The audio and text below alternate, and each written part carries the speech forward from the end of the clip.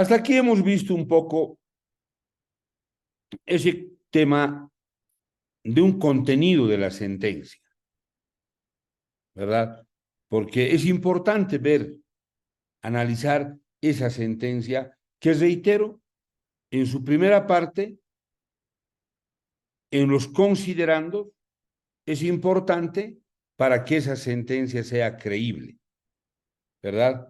No sea motivo de impugnaciones, no sea motivo de recursos, porque la sentencia es tan clara que me ha dejado sin argumentos de apelar, ¿no ve? No hay agravios. ¿Qué voy a apelar? ¿No?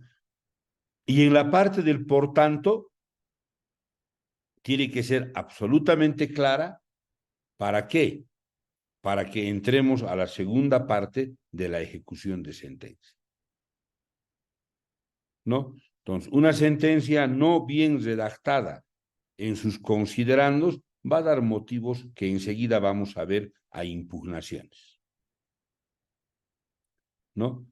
Y una sentencia no clara en su parte resolutiva del por tanto, se va a ejecutoriar, pero va a ser difícil de apelar. Digo, de ejecutar, perdón, de ejecutar, ¿no? Por eso hemos querido hacer énfasis esta primera vuelta y hablar de la sentencia, de la importancia de esa sentencia.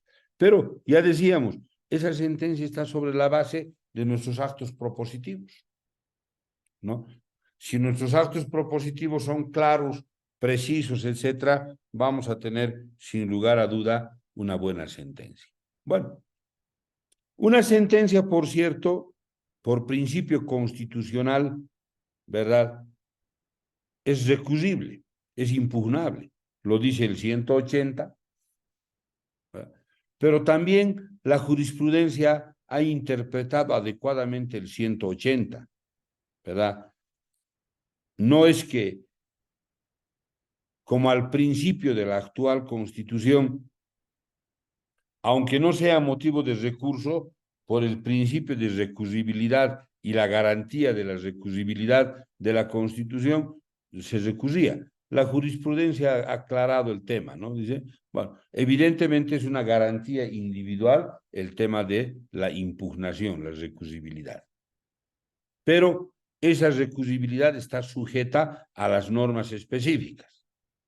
Código Procesal Civil, ¿qué resoluciones dice? Claro, proceso monitorio, sentencia, acepta recurso de apelación, pero no permite recurso de casación.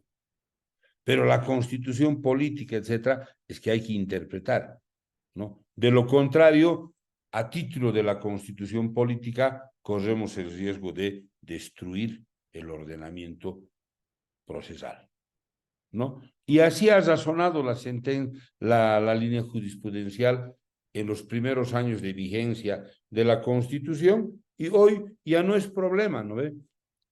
¿Hay recursibilidad? Sí, pero ya no ilimitada, no caprichosa, sino en los límites que establecen los procedimientos. En el nuestro, el Código Procesal Civil, ¿no? Hay recursos ordinarios, extraordinarios, obviamente, ¿verdad? Después vienen temas de las demandas autónomas que vamos a ver, es decir, las acciones de amparo, porque no son parte de un recurso, ¿verdad? Son obviamente acciones independientes, individuales de defensa, pero aplicables. Y en realidad hay toda una teoría de la impugnación y de los recursos que nosotros vamos a tocar solo hoy de manera muy genérica en esta sesión genérica también e introductiva, ¿no? Obviamente hay un sistema de la doble instancia, ¿no? Ahí vemos desde un recurso de reposición, ¿verdad? Obviamente hasta ese recurso que debe ser alternado de apelación, hay un recurso de apelación, hay un recurso de casación, hay una compulsa cuando nos deniegan un recurso, hay una revisión extraordinaria de sentencia, etcétera, Y bueno, esta es esa estructura recursiva, esa estructura de impugnabilidad que reconoce el Código Procesal Civil, lógicamente concordante con ese 180 de la Constitución Política del Estado, ¿verdad? Bueno, la impugnación tiene límites, no es un valor absoluto, ¿no? Evidentemente, hay un tema de la seguridad jurídica, ¿no? Esa figura de la abierta recusibilidad del 180 afectaba pues a la seguridad jurídica, ¿no? Porque nosotros la seguridad jurídica la tenemos en la medida en que el Código Procesal Civil raya la cancha en cuanto a los recursos, ¿no ve? Pero si hubiera una recusibilidad abierta, como dice la Constitución, ¿no? Imaginémonos un proceso ejecutivo con recurso de casación en Sucre, ¿verdad? O sea, se desestructura todo ese andamiaje procesal, ¿no? Entonces, obviamente, tiene un límite. Y uno de sus límites es, pues, el principio de la seguridad jurídica. Porque, como todos conocemos, la seguridad jurídica es un principio, no es un derecho ni una garantía, ¿verdad? Entonces, por principio, hay seguridad jurídica, ¿verdad? En el tema de un límite. Obviamente, las instancias no pueden ser, pues, ilimitadas, ¿no? Por eso también, a la par, colegas, el capítulo de los procesos de ejecución también ha implementado algo interesante, las ejecuciones provisionales, que los vamos a analizar a detalle. Pero, ¿qué tiene que ver eso con lo que estamos viendo en este instante, no ve? A veces nos toca hacer uso de los recursos sin que tengamos razón, argumento jurídico. ¿Por qué? Porque a veces el cliente necesita oxígeno, necesita aire, ¿no ve? Entonces a veces tenemos que recurrir. Eso es cierto, ¿no? Como alguna vez particularmente yo digo a mis clientes, ¿no? Te puedo ayudar a que tomes oxígeno, pero no te puedo hacer milagros, ¿verdad? Te puedo dar tiempito para que reúnas la plata y pagues lo que debes, pero milagros no te voy a hacer, ¿no? Porque este es un proceso planchado, ¿verdad? Por eso decimos, otro límite es ese, ¿verdad? Las instancias son ahí. Obviamente, esos recursos no son ilimitados, ¿verdad? Se los hace valer en los tiempos legales y con los requisitos establecidos, como ya decíamos hace rato, el 218, ¿verdad? El tema fundamentalmente de la expresión de agravios, ¿no? Porque si no hay expresión de agravios, ¿no? Obviamente va a ser inadmisible, ¿no? Y para no correr el tema de ser inadmisible, indudablemente tenemos que ver las otras alternativas. Bueno, entonces,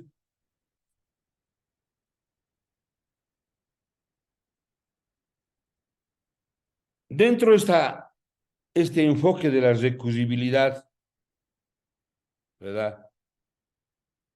Tenemos que ver algún aspecto importante,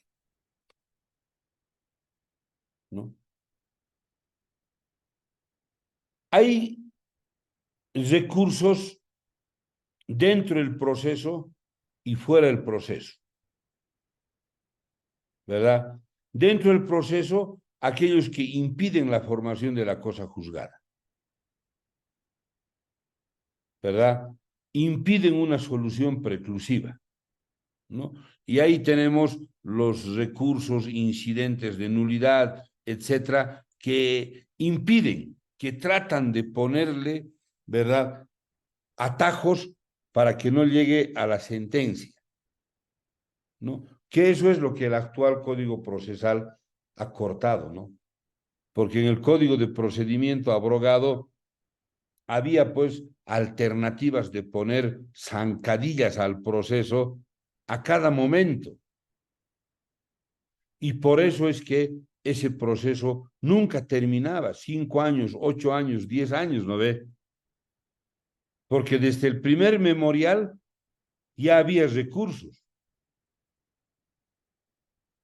Y todo era recursos, recursos, y no se dejaba avanzar el proceso, ¿no? Hoy el enfoque del modelo iberoamericano, precisamente por eso viene una parte escrita, que son los actos propositivos, donde el juez nada resuelve.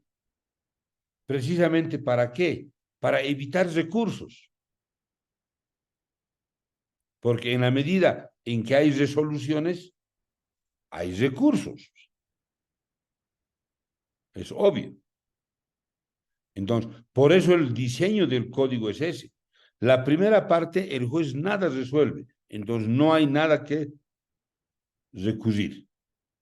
En la segunda parte es la resolución por audiencias, el juicio oral, ¿no? Ahí se resuelve, pero se aplica principios de concentración, etcétera, ¿verdad? Porque mejor, como dice el numeral 4 del 366, con el principio de concentración, en uno solo resolveremos excepciones, incidentes, saneamiento procesal, todo. Porque si van a apelar las partes, que apelen una sola vez. Porque si cada vez vamos a ir dictando una resolución de excepciones, una apelación. Otra resolución de incidentes, otra apelación. Otra resolución de nulidades, digamos saneamiento procesal, otra apelación, ¿no ves?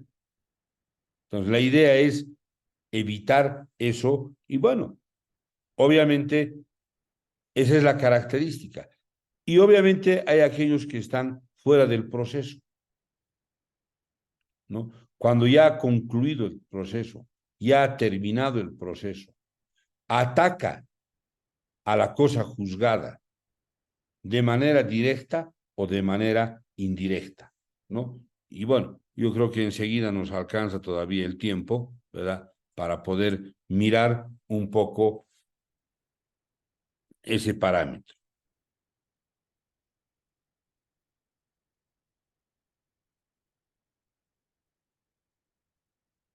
Perdón un segundito.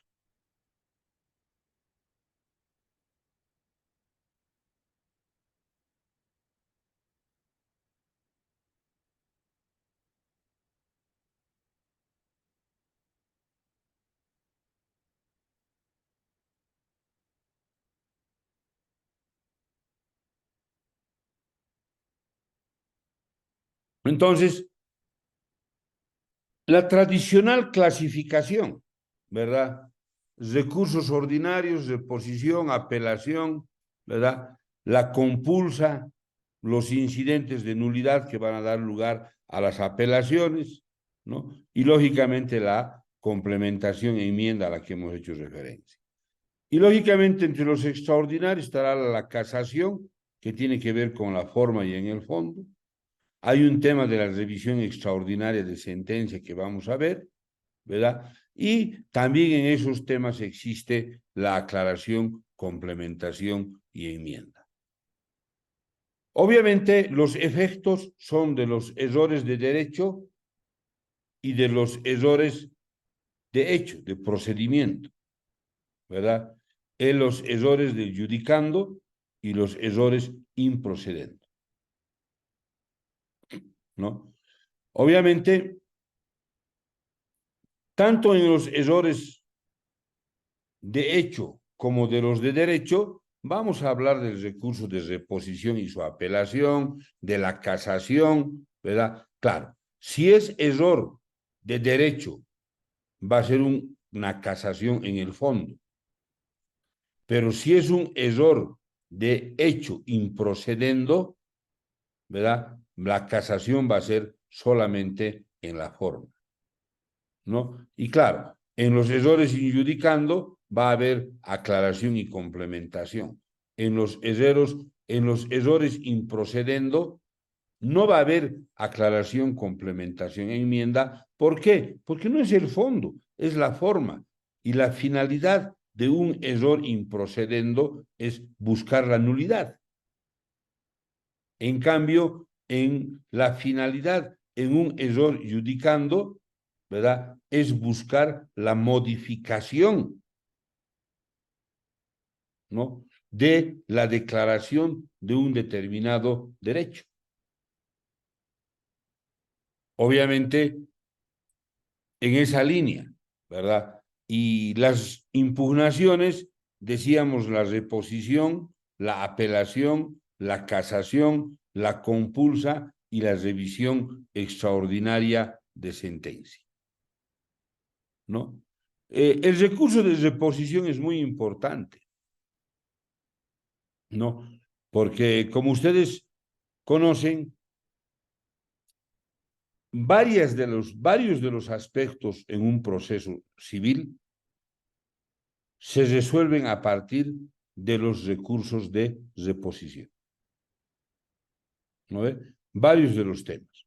Por eso decimos, en cualquier estado del proceso, ¿no? Puede ser en la parte oral de las audiencias, ¿verdad? O puede ser, ¿verdad? También de manera escrita en el plazo de 3 días, dependiendo si la resolución es por escrito, ¿verdad? También el recurso de reposición será por escrito, ¿verdad? Y si la resolución se ha dictado de manera oral en la audiencia, el recurso de reposición también deberá ser en la misma audiencia de forma verbal, oral, ¿verdad? Obviamente, el juez puede resolver de manera inmediata y sin sustanciación. ¿Cuándo? Primero, cuando es en audiencia, ¿verdad? Y segundo, cuando se ve que ese recurso de reposición es malicioso, tendencioso, etcétera, ¿no? O puede resolverse también corriéndose traslado para que en 3 días se pueda responder o contestar, ¿verdad? Generalmente, cuando el recurso de reposición es por escrito. Y lógicamente, como establece el propio Código Procesal, ¿verdad? La impugnación, la apelación, ¿verdad? Tiene que ser planteada de manera alternada, ¿no?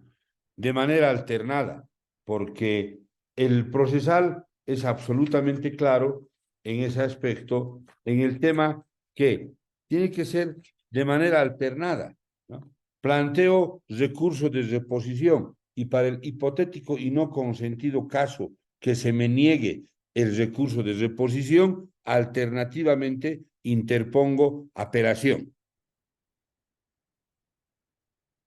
¿Qué pasaría si yo planteo recurso de reposición y no interpongo de manera alternativa la apelación y el juez no repone, mantiene firme e incólume la resolución pronunciada o el proveído? Obviamente ya no voy a poder apelar. He perdido el derecho de la apelación, ¿no ve? Porque la apelación es alternada, ¿verdad? Alternativamente interpongo apelación, ¿no? Entonces, no puedo después decir, ah, bueno, no has repuesto, ahora interpongo recurso de apelación. No, nada que ver, ¿verdad? Y lógicamente, esas sentencias que son motivo de los recursos de apelación, ¿verdad? Obviamente, sabemos que se van a dar también determinadas resoluciones, determinados efectos de determinados autos definitivos, ¿verdad? En efectos diferentes, ¿no? Suspensivos, devolutivos, diferidos. Claro, si es una sentencia, siempre va a ser suspensivo, ¿verdad? Si es un recurso de reposición, va a ser diferido, ¿no? Y lógicamente, este tema de la técnica recursiva, ya hemos dicho, es aplicable dentro y fuera del proceso, ¿verdad? A efectos de tratar indudablemente de evitar la conformación de la cosa juzgada, ¿no? Lo que nos interesa ver, porque no estamos viendo al interior del proceso, solamente estamos haciendo algunos comentarios. Lo que nos interesa ver es al exterior, fuera del proceso. Una vez concluido el proceso, una vez terminado los recursos ordinarios, ¿verdad? Hay posibilidad que se ataque a la cosa juzgada. Claro, hay posibilidades, ¿verdad? Uno es la revisión extraordinaria de la sentencia en el plazo de 1 año máximo. Y la otra es la acción de amparo constitucional, cuando hay vulneración de derechos y garantías, que por cierto no es una técnica recursiva, porque no es un recurso más, ¿verdad? Obviamente es parte de lo que decíamos de ese derecho autónomo, de ese derecho independiente, ¿no? Entonces, en esa línea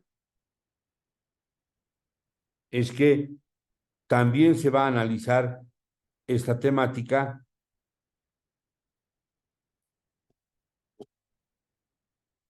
enseguida, porque se ha generado un tema de una jurisprudencia, ¿no? Que esa línea jurisprudencial ha llegado a denominarse la cosa juzgada aparente, ¿verdad?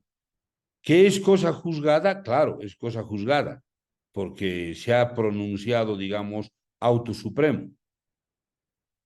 Ya no hay más, ¿no ve? Ahí se acabó. Pero, ¿qué pasa si hay vulneración de derechos y garantías? Esa es una cosa juzgada aparente, ¿verdad? No es cosa juzgada ni formal, ni cosa juzgada material. Es cosa juzgada aparente, ¿verdad? Entonces, esta la vamos a desarrollar enseguida, ¿no? Porque nos interesa ver qué puede pasar con esa sentencia, ¿verdad? Esta sentencia que ha llegado a una instancia, a una etapa, ¿verdad? De una cosa juzgada. Entonces, hemos ido desarrollando, hemos ido un poco trabajando, ¿no? En esa conformación de la sentencia y ahora veremos, bueno, ha concluido, se han agotado todos los recursos, ¿no? Pero, ¿qué pasa todavía? ¿No? Todavía hay mucho que ver antes de entrar a la ejecución de sentencia, ¿no?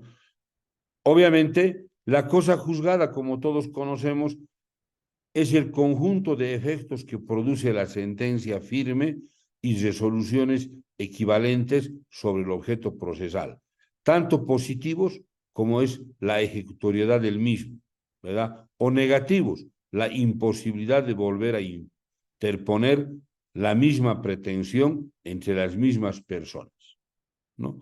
Y en cuanto al tribunal, declara que un juicio ha quedado definitivamente resuelto, impidiendo de esta manera que se pueda interponer nuevamente una demanda o recurso sobre el mismo caso. Bueno, un poco conceptos teóricos, nunca está de más algunos criterios teóricos, ¿verdad? Esa cosa juzgada al que se refiere, ¿verdad? El Código Procesal Civil,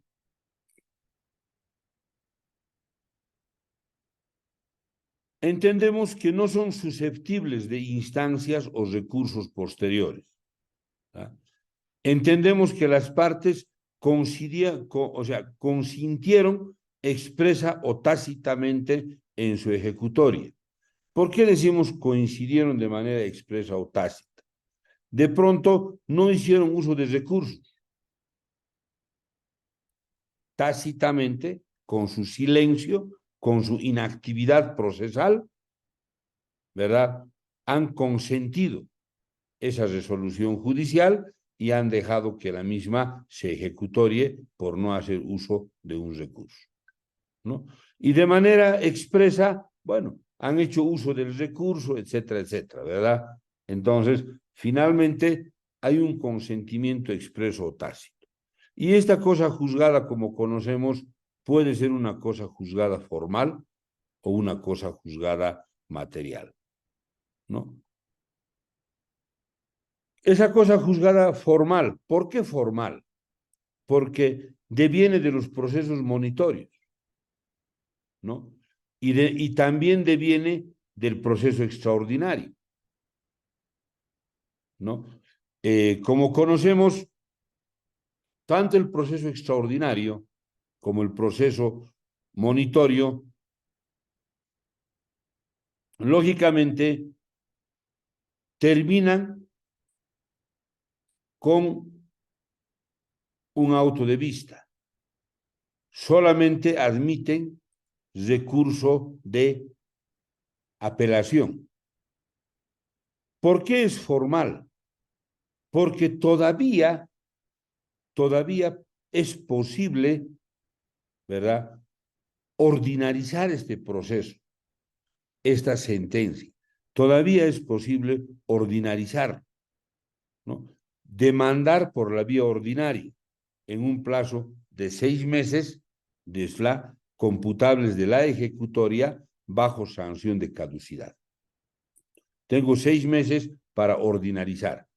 Pero, ¿sobre qué puedo ordinarizar? Sobre el derecho sustantivo. Ya no puedo pretender ordinarizar, ¿verdad?, sobre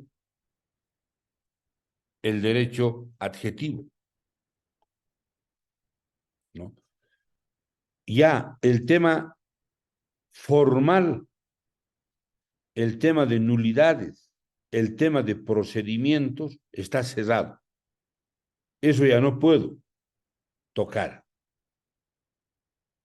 Lo que sí puedo tocar es la parte del derecho sustantivo, ¿no? Bajo esos criterios todavía puedo ordinarizar. Pero, ojo, esto no suspende la ejecución de sentencia. No suspende, ¿verdad?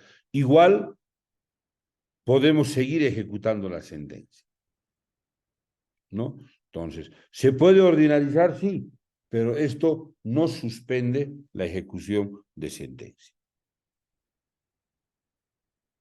Se dice que es la cosa juzgada formal, ¿no?, porque evita todavía, ¿no?, que el circuito procesal en cuanto al derecho sustantivo se trata, ¿no?, obviamente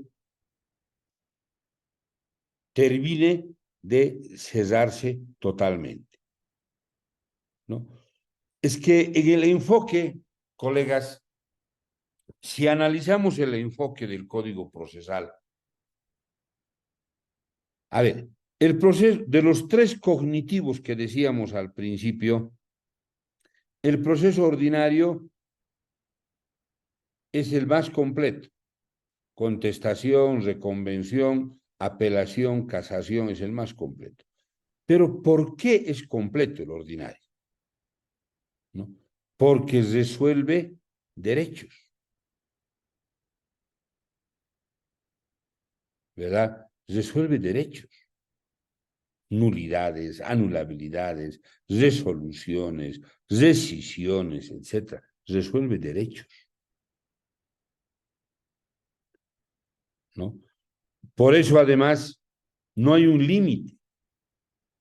Todo aquello que no tiene procedimiento especializado se va a tramitar por el proceso ordinario, ¿no ve?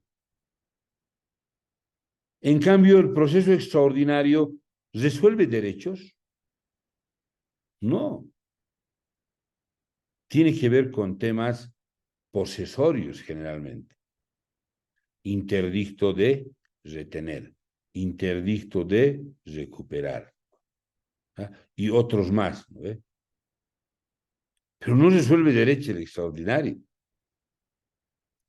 Y el monitorio, peor, solamente obligaciones de dar, hacer y no hacer. ¿No ve? No resuelve. Ah, por eso es que el ordinario es completo.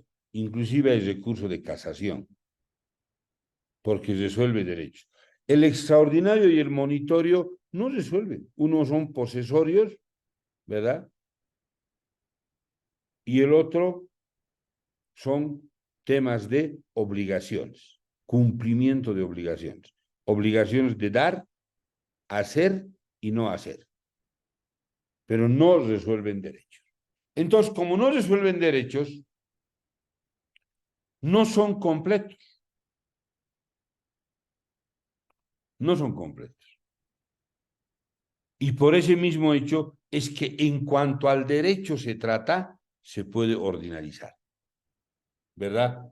¿Por qué? Porque en el ordinario, perdón, porque en el extraordinario y en el monitorio no se han resuelto derechos, no se han tocado derechos. Ahora sí quiero tocar derechos y ahora sí puedo ordinarizar, ¿no? Entonces, es interesante, ¿no? Por eso, tres estructuras. Ordinario, que resuelve derechos. Extraordinario, temas posesorios, ¿no ve? Ahí está hasta el tema del inquilinato, ¿no ve? Del, en el uno está en el extraordinario el régimen de vivienda y en el monitor está el régimen comercial, ¿no ve? Pero ninguno resuelve derechos. ¿O es que ahí vamos a resolver el derecho propietario? No, ¿verdad? Y así, por el estilo. Entonces, esos, por ese motivo, llegan solamente hasta la cosa juzgada formal. Porque materialmente todavía podemos discutir el derecho, la verdad material sobre el derecho dentro de un proceso ordinario, pero que no va, obviamente, a impedir la ejecución, ¿no? Ahora, la cosa juzgada material evidentemente es inimpugnable, ¿verdad? Goza de plena ejecutoriedad, porque vincula al tribunal con un proceso posterior, ¿verdad? Obviamente, siempre que los litigantes, ambos, ¿verdad?, vean el tema de esa ejecución, etcétera, no se puede volver a plantear otro proceso de la misma naturaleza y, lógicamente, este ya permite abrir directamente la etapa del proceso de ejecución, ¿no? Y obviamente ya no es revisable, ¿no? Pero todavía hay peros, ¿no?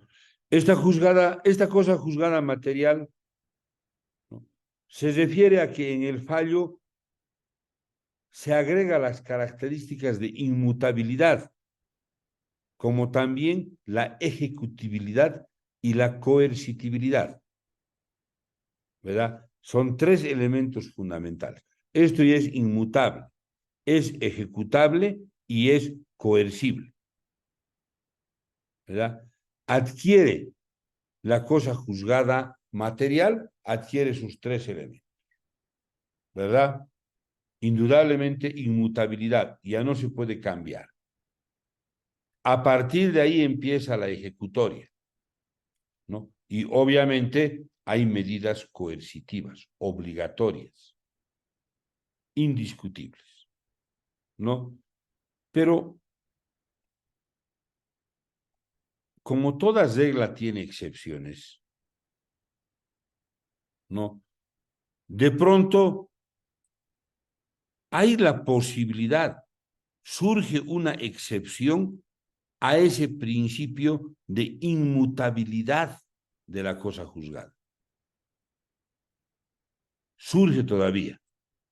La cosa juzgada es esa aptitud legal que adquiere una decisión jurisdiccional, ¿verdad?, que hace que ésta sea inmutable en el tiempo impide su revisión posterior, haciendo improcedente cualquier recurso ordinario y extraordinario.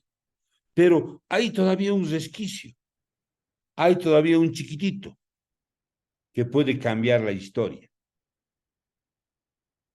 ¿verdad? Entonces esa inmutabilidad todavía tiene posibilidad de ser revisada, ¿no?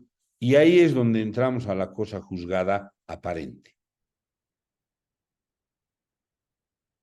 ¿verdad?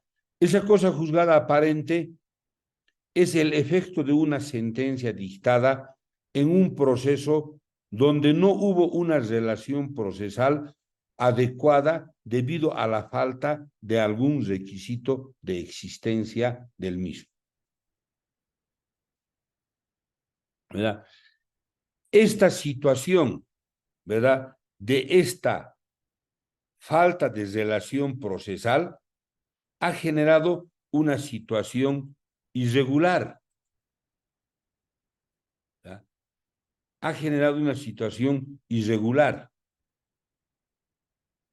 porque lo común es que las sentencias sean dictadas en un proceso completo, sano, exento de vicios, para que esto pueda producir indudablemente plenos efectos en la vida, ¿verdad?, del derecho. Entonces,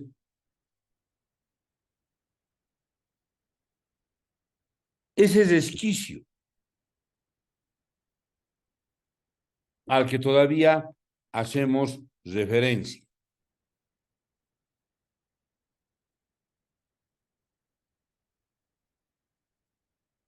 A ver, entremos a analizar el tema del debido proceso en materia civil. Por ahí parte el tema de la cosa juzgada aparente. Lo que ocurre, a ver, el debido proceso está en la Constitución Política del Estado, no es nuevo, ¿verdad? Además, está por encima de la Constitución, que enseguida vamos a ver el control de constitucionalidad y el control de convencionalidad, ¿verdad?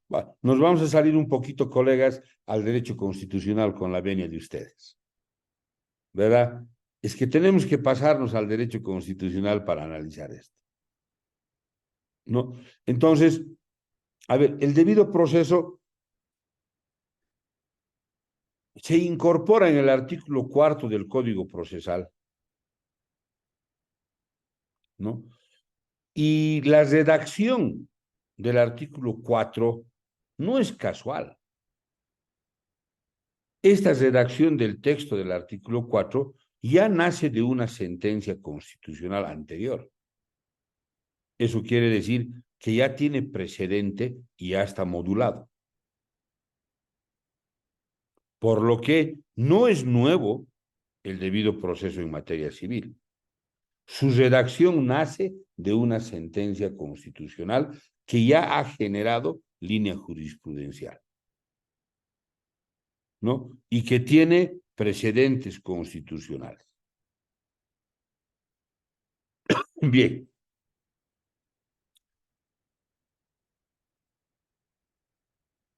Esa sentencia constitucional y esa redacción nos dan lugar a que cómo entendemos el debido proceso en materia civil. Dos elementos importantes. Por un lado, es el derecho del justiciable para poder acudir y denunciar la vulneración del debido proceso en alguno de sus componentes. Claro, está reconocido como el derecho de los justiciables.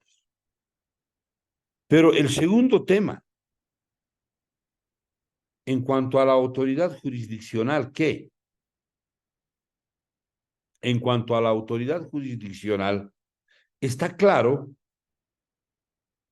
¿verdad?, que no constituye vulneración de derechos y garantías constitucionales cuando el juez ha actuado conforme a lo que está previsto en la norma adjetiva. Yo me acuerdo cuando estuvimos haciendo la capacitación de jueces, de los operadores de justicia, para la puesta en vigencia plena del Código Procesal. Yo estuve en la comisión de capacitación y dictamos un diplomado para todos los vocales, jueces, secretarios, etcétera, ¿verdad? Y era obligatorio para capacitarlos para que se aplique el nuevo Código Procesal Civil. Y en ese tema, varios jueces habían temas que decían justamente. Por ejemplo, no decimos, el código dice, la inasistencia del abogado no suspende la audiencia, ¿verdad? Y los jueces nos decían, no, pero esto nos va a traer problemas. Nos van a llover los amparos. ¿Cómo es posible que podamos llevar a cabo una audiencia sin presencia del abogado? Y peor todavía, audiencia complementaria sin presencia ni de las partes, ¿no ve? Y de paso, en esa audiencia complementaria se va a dictar sentencia. No, esto sí que es grave. Bueno, les dijimos, van a ver ustedes que no va a haber problemas. ¿Por qué? Porque la redacción del artículo 4 tiene precedentes y está modulado y no va a traer problemas. Lo que tienen que hacer ustedes como jueces es aplicar lo que dice el procedimiento. Eso no vulnera derechos y garantías. Ahora, si alguien cree que eso no está bien, entonces quiere decir que eso es inconstitucional. ¿Por qué? Porque está fuera de los derechos y garantías, ¿no ve? Y si eso sujetamos a un control de constitucionalidad, veremos qué ocurre. Bueno, la sesión no es para contar historias, pero es importante referir esto. Entonces, bueno, a regañadientas los jueces dijeron, ya, así hay que aplicar, así se tiene que aplicar. Y hasta el día de hoy hubieron alguno que otro intento de amparo y nada salió. ¿Por qué? Porque si alguien creía que ese artículo que dice que la inasistencia del abogado no suspende la audiencia y que inclusive la audiencia complementaria puede llevarse adelante sin presencia de las partes, ¿verdad? Si alguien cree que eso está mal, entonces hagan control de constitucionalidad y hagan, obviamente, una demanda de inconstitucionalidad del artículo o del inciso. Pero no es así, ¿por qué? Porque en la filosofía el código está dividido en dos partes. Actos propositivos, parte escrita. Principio dispositivo. Por ley, se confía en las partes el inicio y la prosecución del proceso. Haz lo que tú quieras, pero hazlo bien. Lo único que el juez hace es ver que cumplas requisitos, ¿no ve? Por eso viene un previo, nada más. Subsanamos el previo y corre. Y luego va a venir la etapa de resoluciones, no te preocupes. Yo ahora en la etapa escrita como juez miro nomás. Pero controlo que se cumpla la ley, pero miro nada más. Después de que termine los actos propositivos, yo voy a entrar a resolver. Ahora tú me vas a mirar a mí, porque yo voy a resolver. Y bajo ese esquema, esa filosofía, si no quieres ir a la audiencia para mirarme cómo resuelvo, no hay problema, no vengas. Ya me has dicho todo. Demanda, contestación, reconvención, excepciones, prueba, ya está toda. La baraja ya está tirada sobre la mesa. Ahora, sobre eso yo tengo que resolver. Un poco entre ese argumento es que así está el código, así se aplica y así se va a seguir aplicando porque eso no vulnera derecho y garantía. Entonces, ¿qué estamos hablando del debido proceso en materia civil? ¿No? Y precisamente esto es lo que ha dado lugar a esa teoría de la cosa juzgada aparente. ¿No ve? Y hay auto supremo, pero puede ser aparente la cosa juzgada. ¿Por qué? A ver, esta sentencia constitucional que ya data del 2018, ¿verdad? Que resulta ser ya un precedente, ¿qué dice? Al respecto, el primer requisito de formación de una sentencia se refiere a la obligación del juez de verificar el respeto al debido proceso y garantizar mediante criterios de interpretación de la legalidad ordinaria el respeto a principios y garantías de rango constitucional. Por tanto, las sentencias que cumplan con estos presupuestos serán válidas plenamente y, en consecuencia, adquirirán la calidad de cosa juzgada material, aptitud que hace que una decisión sea incuestionable e inmodificable. ¿Verdad? Entonces, ¿a dónde vamos con esto? ¿No? Con esto, a donde queremos llegar es que si el juzgador ha permitido que se dicte una sentencia vulnerando derechos y garantías, y eso ha llegado hasta la última etapa y se han agotado todos los recursos, aparentemente es una cosa juzgada material. Pero eso no es cierto, porque está reconocida la vía del derecho autónomo por la vía de la acción constitucional para demandar esa vulneración de derechos y garantías, ¿no ve? Entonces, es ahí donde puedo accionar el amparo constitucional contra el auto supremo o contra cualquier otra resolución judicial, ¿verdad? Que se hubiese agotado todas las instancias, ¿verdad? Y que no corra el riesgo, ¿verdad?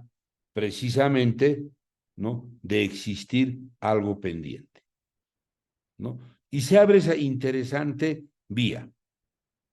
En ese contexto, decíamos, la cosa juzgada es esa aptitud legal que adquiere una decisión jurisdiccional, ¿verdad? Obviamente, el tema es que esa sentencia tiene que cumplir requisitos. Y si no cumplen requisitos de formación referentes al respeto de los derechos fundamentales, hace procedente el control de constitucionalidad, ¿verdad? Porque es ahí donde estamos frente a una cosa juzgada aparente. No es cosa juzgada formal, menos material. Es cosa juzgada aparente, ¿verdad? Porque no se han cumplido con los requisitos precisamente para la formación. Por eso al principio decía una sentencia, en la parte considerativa debe estar debidamente fundamentada, valorada, ser congruente, argumentada, etcétera, etcétera, ¿verdad? Porque solo así va a reunir todos los requisitos. Y si no reúne esos requisitos, yo puedo voltear esa cosa juzgada. ¿Por qué? Por falta de estos requisitos formales, ¿no? Entonces, esa es la teoría de la cosa juzgada aparente, ¿verdad? Y en esto hay que tomar en cuenta la doctrina del estándar más alto. Este 410 de la Constitución Política del Estado, el bloque de constitucionalidad, ha generado toda una teoría profunda. Algo que como abogados, más allá de un concepto político, ideológico, debemos comprender y analizar es que el 410 le ha dado un giro, ¿verdad? Y ha convertido a Bolivia en un Estado constitucionalista, ¿no? Y la verdad que Ecuador y Bolivia son las dos constituciones reconocidas, ¿verdad? Con esta gran aporte. Ahora, otra cosa es lo que ocurre en la administración cotidiana de la justicia, colegas, ¿verdad? Ojo, solamente estoy mirando el tema del enfoque constitucionalista, ¿verdad? Ese 410 es increíble. Y a partir de ahí nos dice, se desarrolla la doctrina del estándar más alto, ¿no? Y agarramos, y esa doctrina del estándar más alto realmente es una garantía para los ciudadanos y para las colectividades, precisamente frente a cambios arbitrarios de la jurisprudencia, toda vez que el Tribunal Constitucional Plurinacional puede mutar su jurisprudencia. Pero cuando ocurre esto, no debe ser para restringir, sino siempre para interpretar los derechos de la manera más favorable, más progresiva y de manera coherente con los avances del derecho internacional de los derechos humanos. En este modelo del Estado constitucional plurinacional de derechos es precisamente la doctrina del bloque de constitucionalidad que se debe ver a partir de dos pilares, ¿no? Entonces, el primer pilar son los principios plurinacionales, el pluralismo, el interculturalismo, que son los que le dan una característica esencial al modelo constitucional. Y el segundo pilar que sustenta el bloque de la constitucionalidad, que es la evolución del derecho internacional de los derechos humanos. Bueno, entendiendo de esta manera la teoría, la doctrina del estándar más alto, ¿verdad? Entonces, ese bloque de constitucionalidad del 410 nos dice, aquí está la Constitución, ¿verdad? De aquí para abajo, todas las leyes que hay en Bolivia, leyes, decretos, resoluciones, ordenanzas, leyes municipales, etcétera, etcétera, etcétera. Todo debe estar acorde a la Constitución y eso es lo que llamamos control de constitucionalidad. Cualquier cosa de estas la vamos a revisar con la Constitución. Nada puede estar fuera de la Constitución. Control de constitucionalidad. Pero eso siempre había. A partir del bloque, ¿qué surge? El control de convencionalidad. Porque encima de la Constitución, ¿qué hay? Ahí está pues todo el ordenamiento jurídico supranacional, ¿no ve? Declaración Universal, Pacto de San José de Costa Rica, Convención Americana, etcétera, etcétera, etcétera. Entonces, también podemos hacer control de convencionalidad. Por eso decíamos hace rato, hay dos elementos. Un pilar son los principios. Y el segundo pilar, ¿verdad?, es el bloque de la constitucionalidad, ¿verdad? Ese famoso 410 que ha hecho una magia en Bolivia. ¿verdad? Entonces, yo puedo hacer control o con la Constitución o con la convencionalidad. Y ahí están los principios. No encuentro esto en la Constitución, pero encuentro más arriba de la Constitución. Ahí está la jurisprudencia nacional. Pero, y también, ¿dónde está la jurisprudencia internacional? Juan Pérez contra Paraguay.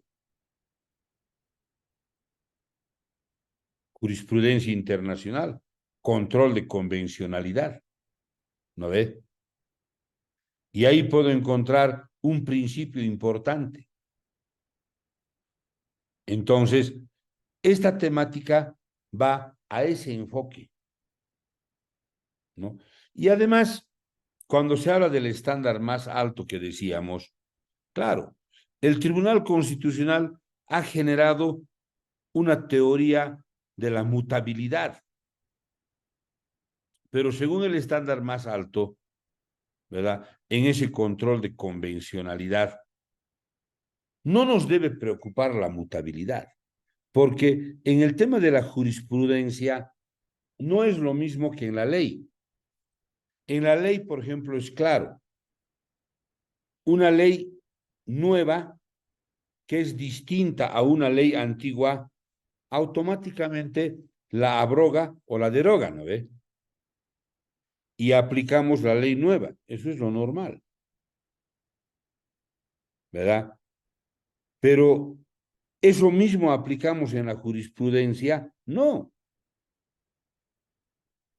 Si hay una jurisprudencia más antigua, distinta a esta otra que es más nuevita, ¿puedo aplicar la más antigüita? Claro, puedo aplicar. ¿Por qué? Porque esta tiene el estándar más alto de protección, no esta. Esta puede tener estándar de protección para otras cosas similares. Pero estita es la que me gusta a mí. Porque estita, aunque antigüita, aunque viejita, esta me protege bien mis derechos. Pero esta que es nueva dice lo contrario. Ah, eso a mí no me interesa. Esta es la que a mí me interesa. En términos sencillos, ¿verdad? Entonces, no hay en tema jurisprudencial que esta es la última y esta es la válida. No, hay que buscar el estándar más alto, es decir, la garantía más alta. ¿Qué es lo que mejor protege a los derechos?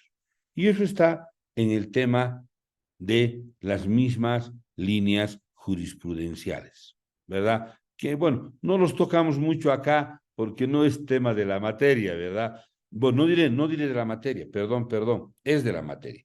No es tema del módulo, ¿no? Pero no podemos dejar de hablar de una cosa juzgada aparente, ¿verdad?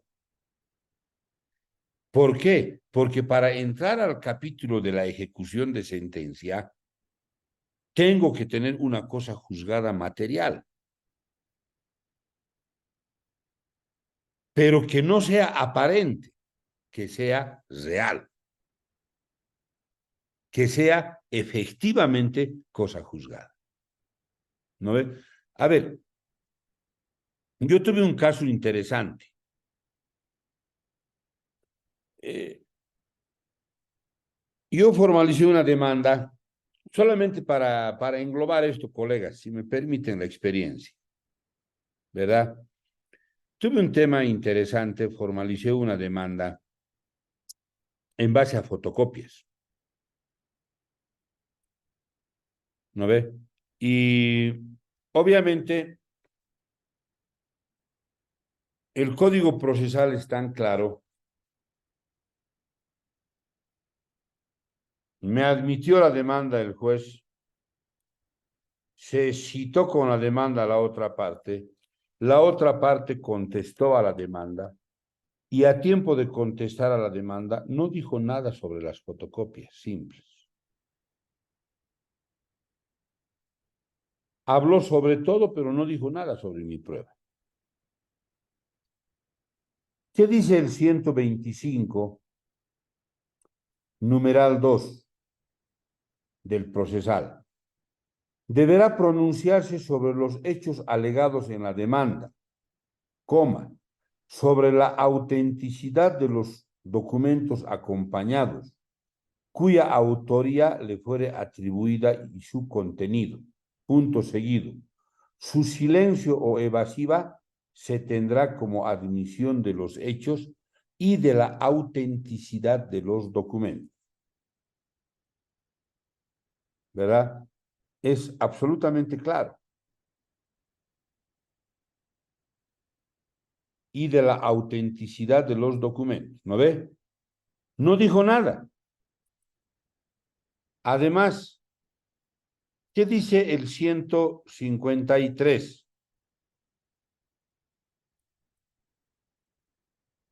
¿Verdad?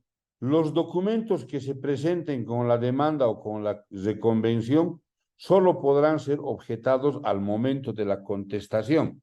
30 días para objetar la prueba. 2.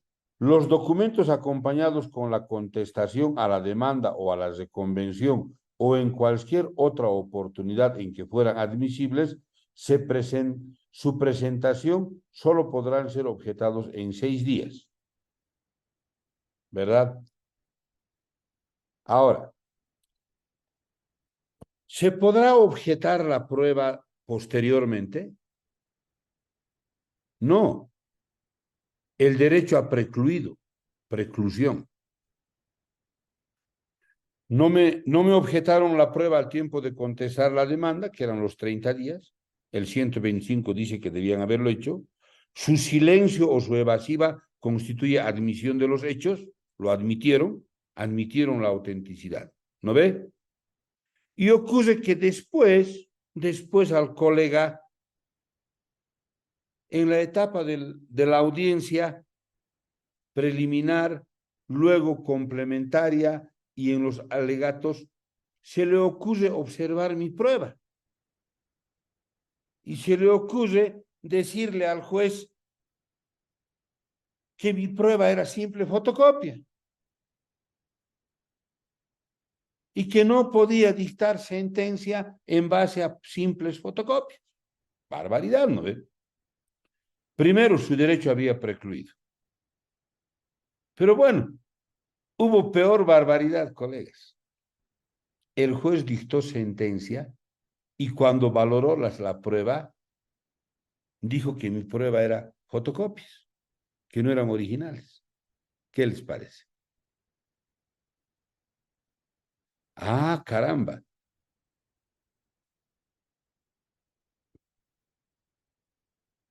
Entonces, ¿qué dice el Código Civil sobre las simples fotocopias? El 1311 es claro, ¿verdad? Que cuando no se observan las pruebas, a ver, revisen el último párrafo del 1311. Dice que cuando no se observan las pruebas, estas tienen todo el valor, ¿no ve? ¿Y qué dice el 153? Que deberían objetar y no lo han objetado. Hay plazos. No es que lo van a objetar cuando ellos quieran. No, señor, hay plazos para objetar. Y el 125, ¿qué dice? Que ellos han admitido con su silencio o su evasiva la autenticidad, ¿no ve? Entonces, yo apelé porque me declaró improbada mi demanda el juez porque eran simples fotocopias, mi prueba. Yo apelé con estos argumentos que les estoy comentando ahorita. Se dictó auto de vista. El auto de vista confirmó la sentencia. Confirmó la sentencia, improbada mi demanda por lo mismo. Y yo ya, a tiempo de apelar la sentencia, hice notar vulneración de derechos y garantías.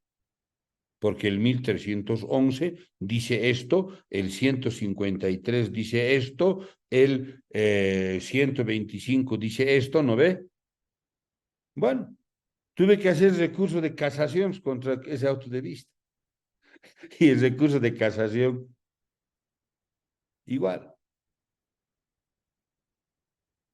Pucha, realmente grave, ¿no? Me tuve que ir al amparo, porque esa era una cosa juzgada aparente. Nadie entendía lo que dicen las normas que están escritas, ¿no ve? Y en el amparo me concedieron la tutela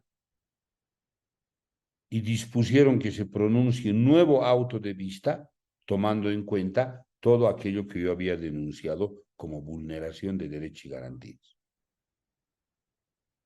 Y el Tribunal Supremo tuvo que dictar nuevo auto de vista y esta vez casó el auto de vista y gané la demanda con puros fotocopias, ¿no? Bueno, es un caso que les comento de vulneración de derechos y garantías, colegas, ¿no ve? Es que las cosas ahí están escritas en el código, etcétera, y tienen que cumplirse. No puede ser que las cosas se hagan a gusto y capricho de cada quien, ¿verdad? Entonces, y así, vulneración de derechos y garantías, ¿verdad? El otro, no hace mucho, tuve otro problema en un proceso monitorio, en un ejecutivo, ¿no? Y pucha, a los vocales de la sala civil se les ocurrió cometer 2 o 3 errores. Un proceso ya en ejecución de sentencia, remate, ¿no ve? Y yo atiendo a un banco, ¿no? El banco no se adjudicó, ejecutamos, pero no se adjudicó el bien, se adjudicó, no, nosotros planteamos una tercería y se adjudicó el ejecutante, ¿no? Y obviamente el juez, nosotros le dijimos al juez, bueno, ahora se ha adjudicado el ejecutante que estaba en segundo lugar y nosotros hemos planteado tercería porque estábamos en primer lugar. Hemos dicho ahora que el que se ha adjudicado nos pague lo que nos debe. Y el juez nos ha salido con que no hay fruto de remate, porque él se ha adjudicado y lo que se ha adjudicado él era cabalito para que le pague a él. Y no había nada para nosotros. Pero caramba, nosotros estábamos en primer lugar, teoría de gratis y preferido. Y el juez nos dice, no hay fruto del remate. Bueno, apelamos y los vocales nos dicen también que no había fruto del remate. ¿Y en qué queda toda la teoría de gratis y preferidos? ¿En qué queda la tercería de derecho preferente, colegas? ¿No ve?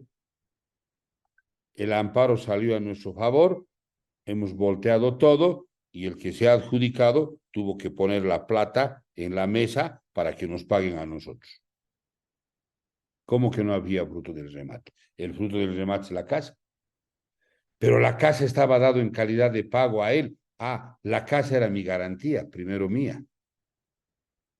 Y quien se compre la casa, en este caso vía judicial, tenía que pagarme a mí mi plata que me debían, ¿no ve? Ah, otro tema de vulneración de derechos y garantías, ¿no ve? Que no querían pagarme. ¿Dónde estaba mi derecho de preferencia de hipoteca? ¿Dónde estaba mi tercería de derecho preferente? ¿Dónde estaba teoría de gratis y preferidos? ¿Dónde estaba todo eso? Al canasto, ¿no? Amparo, sacamos la tutela, ¿no? Y bueno, simplemente comentarios, colegas, ¿no? De la cosa juzgada aparente, ¿no? Entonces, a eso quería llegar, espero no distraerlos ni perjudicarlos en esto, pero es importante porque la cosa juzgada tiene que estar bien juzgada, ¿verdad? No puede estar medio juzgada, ¿no? Entonces ahí surge ese tema de esa cosa juzgada aparente. Bueno, entonces, volviendo a nuestra temática, ¿no? Entonces,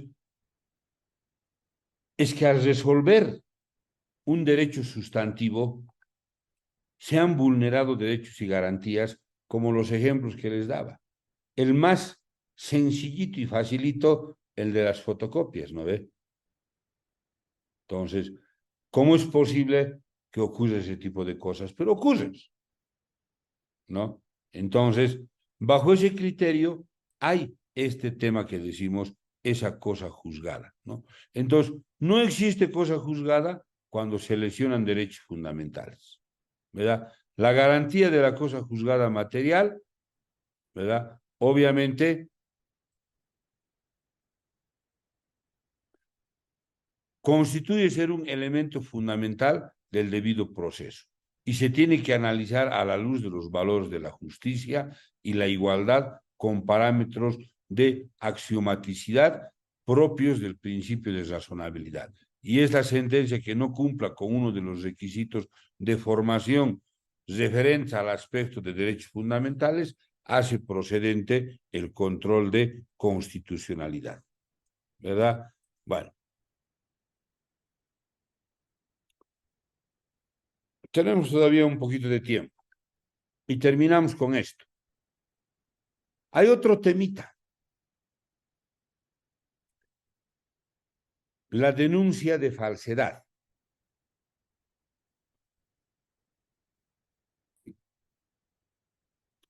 No sé si lo han analizado, colegas, este tema de la denuncia de falsedad. Si alguien podría tal vez comentarme algún criterio.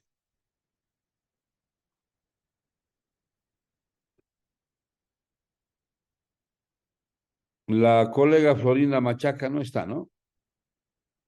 La colega Ruth Cecilia tampoco.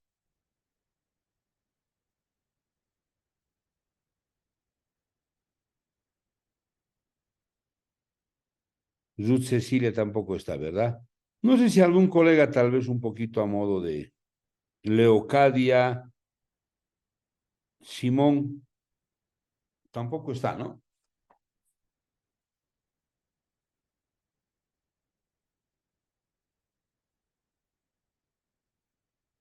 Karen Vaca está.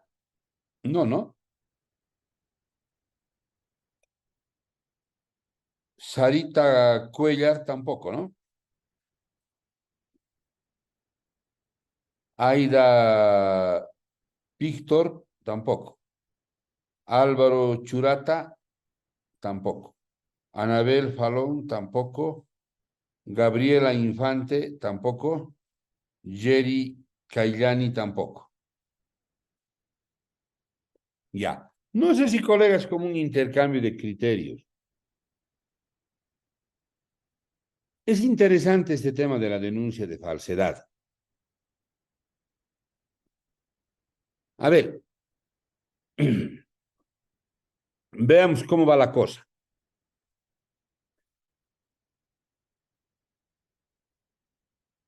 El 154 del Código Procesal, si lo revisan, ha incorporado la denuncia de falsedad. Interesante es este tema, de verdad, muy, muy interesante. En mi criterio, esto ya había, colegas, en el Código Civil. Si ustedes revisan el Código Civil, el 1289.2, dice, como está en la diapositiva, más si se opone su falsedad como una excepción o incidente civil, los jueces podrán, según las circunstancias, suspender provisionalmente su ejecución. ¿Verdad? Ahora, haremos un análisis completo.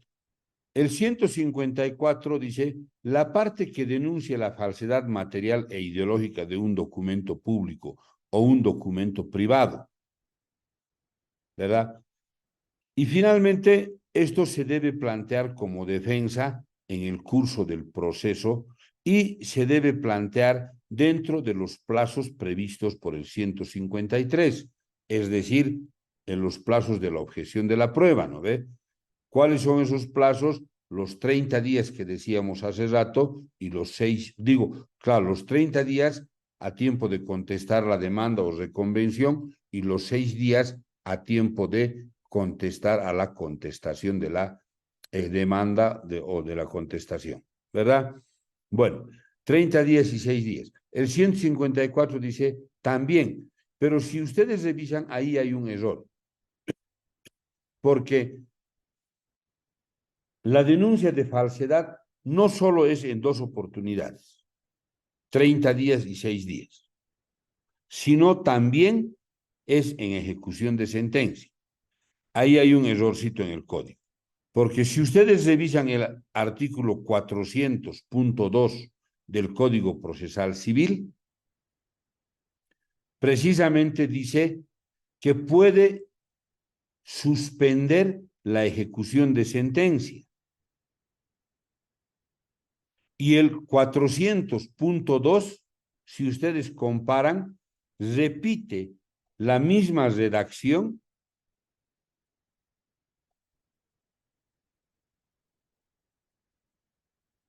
del 1289.2, ¿no? Entonces, para plantear un incidente de falsedad hay tres momentos, no dos. El 154 tiene un pequeño error, ¿no? Porque solamente dice en los mismos plazos del artículo anterior, que es el 153, 30 días y 6 días, ¿no? Pero si ustedes revisan el 400, además dice en ejecución de sentencia, ¿no ve? Entonces, la denuncia de falsedad se puede plantear en tres oportunidades, ¿no ve?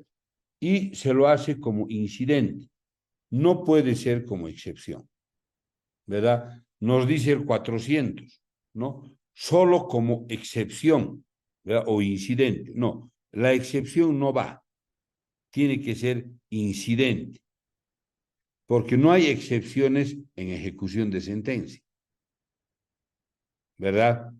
Puede haber excepciones en los 30 días, pero ya no en ejecución de sentencia, ¿verdad? Entonces tiene que ser necesariamente como incidente, ¿no? ¿Cuál es lo interesante que yo les decía de esto, colegas? ¿No? Lo interesante de esto es que antes, cuando había un documento en el proceso con falsedad ideológica o material, digamos, te iniciaban un proceso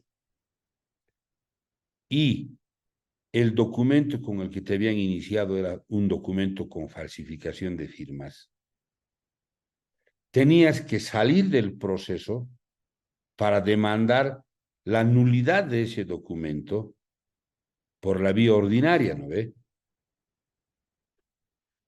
E inclusive tenías que salir, como dice el Código Civil, por la vía criminal, es decir, por la vía penal, ¿no? Era todo un enredo.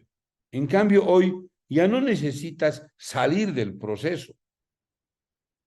Dentro del mismo proceso puedes plantear excepción o incidente de falsedad, ¿no? Y lógicamente, el incidente sabemos que es una situación accesoria al proceso principal. Y al ser un tema accesorio al proceso principal, es de previo y especial pronunciamiento. Entonces, tiene que pronunciarse sobre la falsedad o no falsedad de la prueba. Y como es un tema incidental, tienes que plantearlo con prueba. ¿Y cuál es la prueba? El medio probatorio idóneo para plantear este incidente o esta excepción, la pericia, ¿no ve? Porque en base a qué el juez va a resolver la excepción o el incidente. No vayamos a plantear excepción o incidente sin prueba. La pericia, y obviamente la pericia dirá si es falso el documento, ¿verdad? Y si es falso el documento, el incidente probado, mataste la demanda en dos trancos.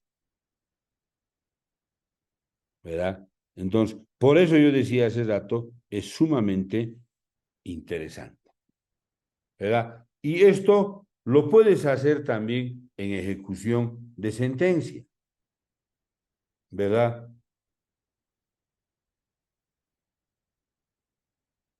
Entonces, lo puedes hacer también en ejecución de sentencia.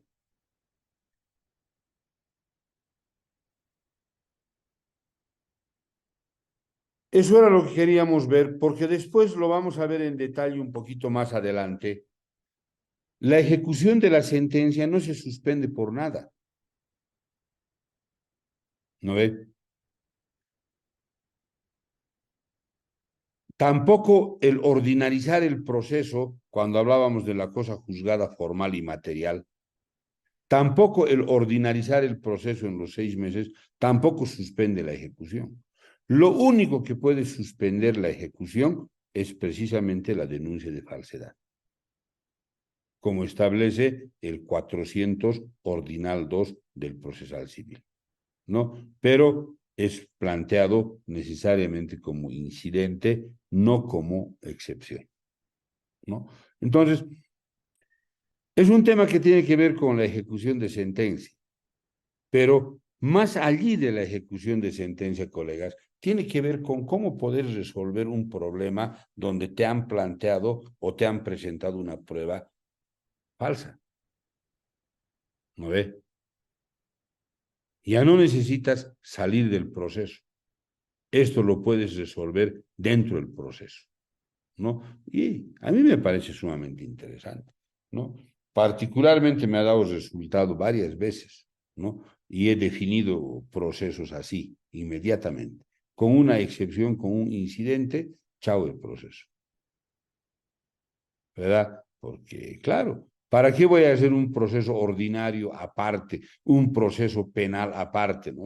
Bueno, a mi cliente le dije, ya, lo matamos esto, 3 por 1 vale, porque lo voy a matar el juicio que te han empezado, lo voy a matar el documento, ¿ya? Y lo vamos a sancionar por el delito.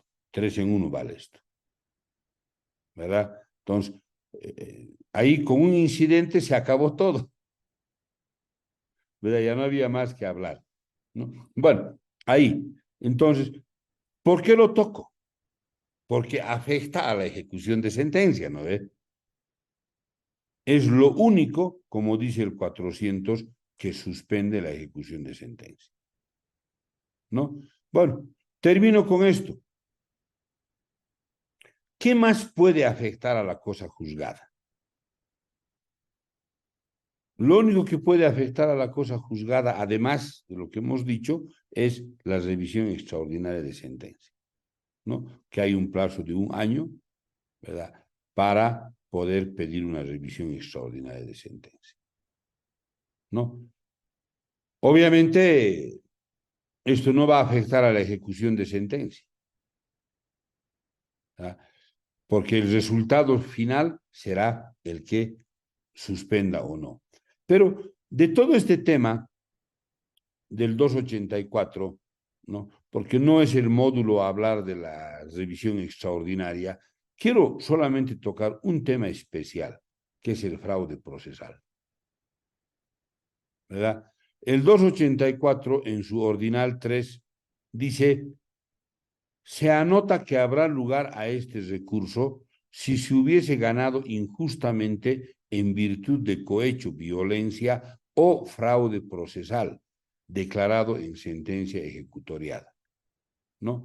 Tiene la finalidad de que una decisión judicial que tiene cosa juzgada pueda ser revisada, ¿verdad?, por fraude procesal. ¿Cuándo? Cuando al juez le han engañado, cuando al juez le han dicho esto era así y el juez ha dictado una sentencia, ¿verdad? Ha habido usucapiones, por ejemplo, donde yo he volteado con fraude procesal, ¿verdad? Porque han habido fraude procesal, al juez le han engañado, ¿verdad? Y hemos demostrado, entonces, como dice, ¿verdad? En el auto, esta jurisprudencia, este auto supremo, ¿verdad? En el proceso ordinario de declaratoria de fraude procesal no se discuten los derechos en controversia ni las decisiones de las instancias jurisdiccionales del proceso, en el que se pretende se declare el fraude procesal, sino solo los hechos que dieron lugar a dicho fraude procesal, que según Jorge Peirano se da cuando media toda conducta activa u omisiva, unilateral o concertada, proveniente de los litigantes de terceros, del oficio o de sus auxiliares, que padece del apartamiento dañoso de un tramo del proceso o del, etcétera, ¿verdad? A ver, un ejemplo que alguna vez ocurrió. Hicieron una usucapio, demandaron al propietario, pero el propietario estaba muerto y nunca lo citaron a los herederos. ¿Le han engañado o no le han engañado al juez? Le han engañado, no le han dicho la verdad, ¿verdad? Los herederos hemos demostrado que el juez ha sufrido un engaño. Hemos demandado fraude procesal y se ha revertido la usucapión, porque hemos demostrado que el señor había muerto mucho antes de la demanda de usucapión y que habían herederos que habían aceptado la herencia, etcétera, etcétera, ¿no? Y que ellos nunca supieron de esa demanda de usucapión. Y ellos muy bien conocían que el señor había muerto hace tiempo y que los hijos eran dueños de esa casa, pero los hijos vivían en el exterior, ¿no? Y estos han actuado de mala fe, le han engañado al juez. Que habían transcurrido más de 10 años, cierto. Que habían reunido todos los requisitos para la usucapión, cierto. Mis clientes vivían en el exterior años, ¿verdad? Esa usucapión podían haber ganado limpiamente, pero le han engañado al juez. Ahí había fraude procesal. Y cayó la usucapión por fraude procesal. Ah, entonces también esto puede afectar a la cosa juzgada, ¿verdad? Bueno, por eso es que, colegas, yo anotaba estos detalles.